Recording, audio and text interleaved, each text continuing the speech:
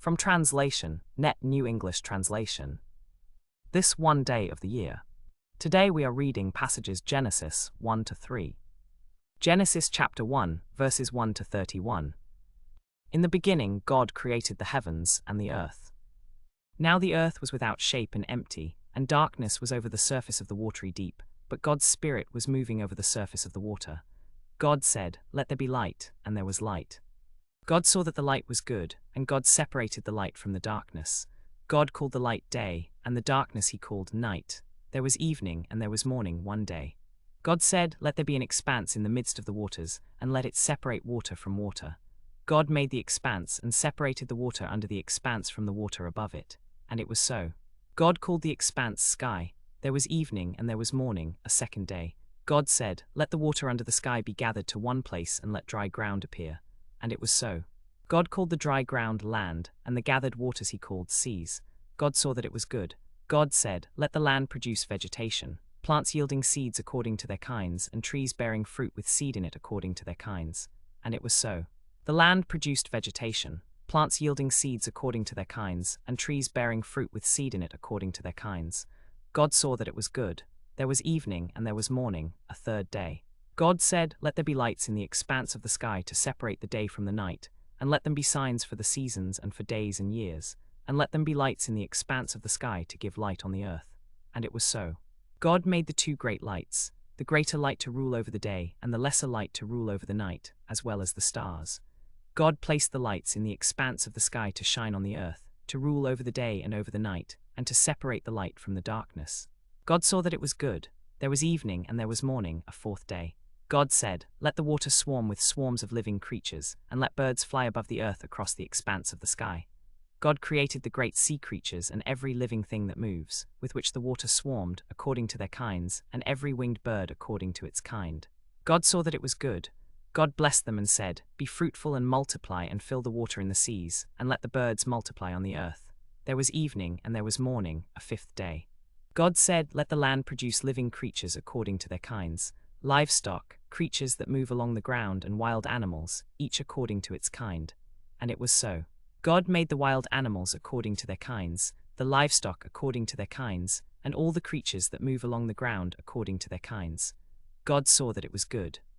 Then God said, "Let us make humankind in our image, after our likeness, so they may rule over the fish of the sea and the birds of the air, over the livestock, and over all the earth itself, and over all the creatures that move on the earth." So God created humankind in his own image, in the image of God he created them. Male and female he created them. God blessed them and said to them, "Be fruitful and multiply, and fill the earth and subdue it, and rule over the fish of the sea and over the birds of the air and over every living creature that moves on the ground." God said, "Look, I have given you every seed-bearing plant on the face of the entire earth, and every tree that has fruit with seed in it. They will be yours for food, and to all the animals of the earth, and to every bird of the air, and to all the creatures that move on the ground, everything that has the breath of life in it, I have given every green plant for food." And it was so. God saw all that he had made, and it was very good. There was evening and there was morning, the sixth day. Genesis chapter 2, verses 1 to 25. The heavens and the earth were completed with everything that was in them. By the seventh day God finished the work that he had been doing, and he ceased on the seventh day all the work that he had been doing. God blessed the seventh day and made it holy, because on it he ceased all the work that he had been doing in creation. This is the account of the heavens and the earth when they were created, in the day that the Lord God made the earth and the heavens. Now no shrub of the field had yet grown on the earth, and no plant of the field had yet sprouted, for the Lord God had not caused it to rain on the earth, and there was no man to cultivate the ground. But a mist would rise from the earth and water the whole surface of the ground. The Lord God formed the man from the soil of the ground, and breathed into his nostrils the breath of life, and the man became a living being. The Lord God planted an orchard in the east, in Eden, and there he placed the man he had formed.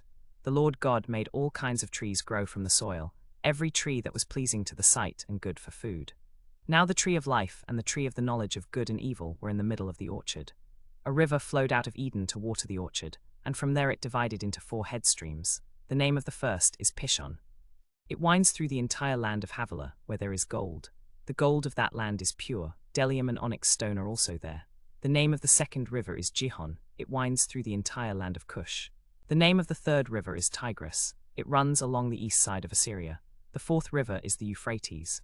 the Lord God took the man and placed him in the orchard in Eden to care for it and to maintain it. The Lord God commanded the man, saying, "You may surely eat from every tree of the orchard, but you must not eat from the tree of the knowledge of good and evil, for when you eat from it you will surely die."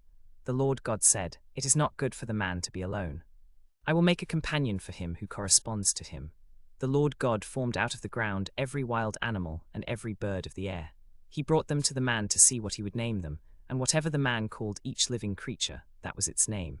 The man gave names to all the livestock, to the birds of the air, and to every wild animal, but for Adam no companion who corresponded to him was found.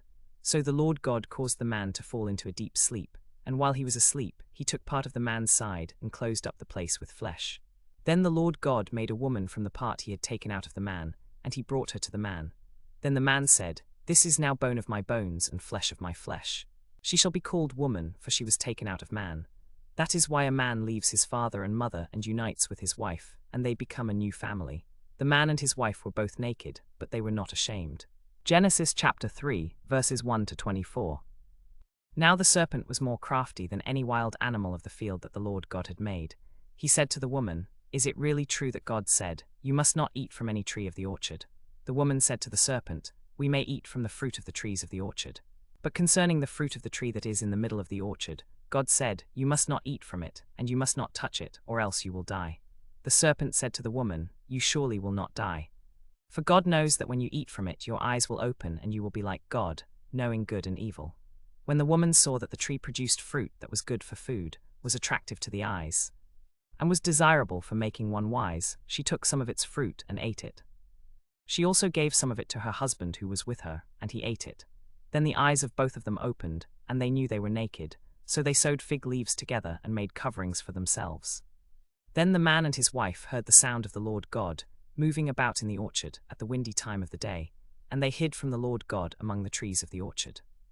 But the Lord God called to the man and said to him, "Where are you?" The man replied, "I heard you moving about in the orchard, and I was afraid because I was naked, so I hid." And the Lord God said, "Who told you that you were naked? Did you eat from the tree that I commanded you not to eat from?" The man said, "The woman whom you gave me, she gave me some fruit from the tree, and I ate it." So the Lord God said to the woman, "What is this you have done?" And the woman replied, "The serpent deceived me, and I ate." The Lord God said to the serpent, "Because you have done this, cursed are you above all the wild animals, domestic animals, and all the wild creatures. You will move on your belly, and you will eat dust all the days of your life. And I will put hostility between you and the woman, and between your offspring and her offspring. He will strike your head, and you will strike his heel." To the woman he said, "I will greatly multiply your pain in childbirth. In pain you will bring forth children. Your desire will be for your husband, and he will rule over you." But to the man he said, "Because you obeyed your wife and ate from the tree about which I commanded you, you must not eat from it. Cursed is the ground because of you. In painful toil you will eat of it all the days of your life. It will produce thorns and thistles for you, and you will eat the plants of the field. By the sweat of your brow you will eat food until you return to the ground, for out of it you were taken. For dust you are, and to dust you will return." The man named his wife Eve, because she would become the mother of all the living. The Lord God made garments of skin for Adam and his wife, and clothed them. And the Lord God said, "Look, the man has become like one of us, knowing good and evil. Now so he doesn't extend his hand and take also from the tree of life and eat, and live forever." So the Lord God expelled him from the orchard in Eden to cultivate the soil from which he had been taken. When he drove the man out, he placed on the eastern side of the orchard in Eden cherubim, and a flaming sword flashing back and forth to guard the way to the tree of life.